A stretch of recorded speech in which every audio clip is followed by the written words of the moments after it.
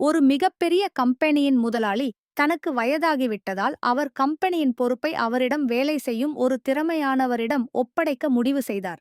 எல்லாரும் தன் ரூமுக்கு வருமாறு கட்டளையிட்டார்.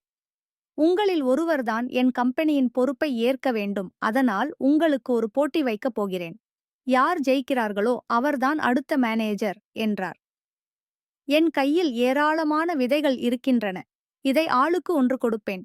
இதை நீங்கள் உங்கள் வீட்டில் ஒரு தொட்டியில் நட்டு உரமிட்டு தண்ணீர் ஊற்றி நன்றாக வளர்த்து அடுத்த வருடம் என்னிடம் காட்ட வேண்டும்.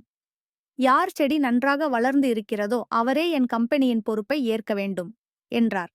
அனைவரும் ஆளுக்கு ஒரு விதை வாங்கி சென்றனர். அந்த கம்பெனியில் வேலை செய்யும் வாசுவும் ஒரு விதை வாங்கி சென்றான். தன் மனைவியிடம் முதலாளி சொன்ன அனைத்தையும் சொன்னான். அவன் மனைவி தொட்டியும் உரம் தண்ணீர் எல்லாம் அவனுக்கு கொடுத்து அந்த விதையை நடுவதற்கு உதவி செய்தாள்.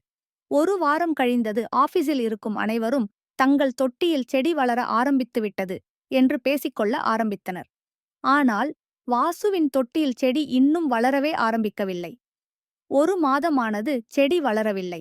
நாட்கள் உருண்டோடின. 6 மாதங்கள் ஆனது. அப்பொழுதும் அவன் தொட்டியில் செடி வளரவே இல்லை. நான் விதையை வீணாக்கிவிட்டேனா என்று புலம்பினான்.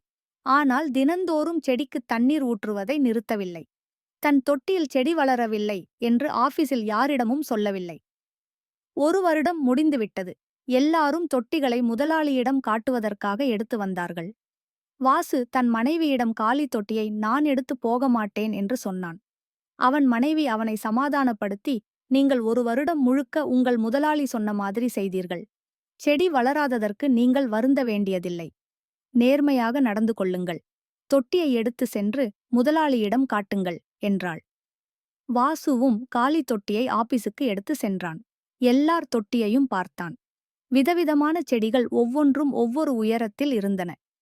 இவன் தொட்டியை பார்த்த அனைவரும் சிரிக்க ஆரம்பித்தனர். முதலாளி எல்லாரையும் தன்னுடைய அறைக்கு வருமாறு சொன்னார். வாவ், எல்லாரும் அருமையாக செடியை வளர்த்து உள்ளீர்கள். உங்களில் ஒருவர்தான் இன்று பொறுப்பு ஏற்றுக்கொள்ளப் போகிறீர்கள் என்றார். எல்லாருடைய செடியையும் பார்வையிட்டார். வாசு கடைசி வரிசையில் நின்றிருந்தான். அவனை அருகே வருமாறு அழைத்தார். வாசு தன்னை வேலையை விட்டு நீக்கத்தான் கூப்பிடுகிறார் என்று பயந்து கொண்டே சென்றான். முதலாளி வாசுவிடம் உன் செடி எங்கே என்று கேட்டார். ஒரு வருடமாக அந்த விதையை நட்டு உரமிட்டு தண்ணீர் விட்டதை விலாவாரியாக சொன்னான். முதலாளி வாசுவை தவிர அனைவரும் உட்காருங்கள் என்றார். பிறகு வாசு தோளில் கையை போட்டுக்கொண்டு, நமது கம்பெனியின் நிர்வாகத்தை ஏற்று நடத்தப் போகிறவர் இவர்தான் என்றார். வாசுவுக்கு ஒரே அதிர்ச்சி. தன் தொட்டியில் செடி வளரவே இல்லை. பிறகு ஏன் நமக்கு இந்த பொறுப்பை கொடுக்கிறார் என்று குழம்பி போனார். சென்ற வருடம் நான் உங்களாளுக்கு ஒரு விதை கொடுத்து வளர்க்க சொன்னேன் அல்லவா? அது அனைத்தும் அவிக்கப்பட்ட விதைகள். அந்த விதைகள் அவிக்கப்பட்டதால் அது முளைக்க இயலாது. நீங்கள் அனைவரும் நான் கொடுத்த விதை முளைக்காததால் அதற்கு பதில் வேறு ஒரு விதையை நட்டு வளர்த்து கொண்டு வந்தீர்கள். வாசு மட்டுமே நேர்மையாக நடந்து கொண்டான். ஆகவே அவனே என் கம்பெனியை நிர்வாகிக்க தகுதியானவன் என்றார்.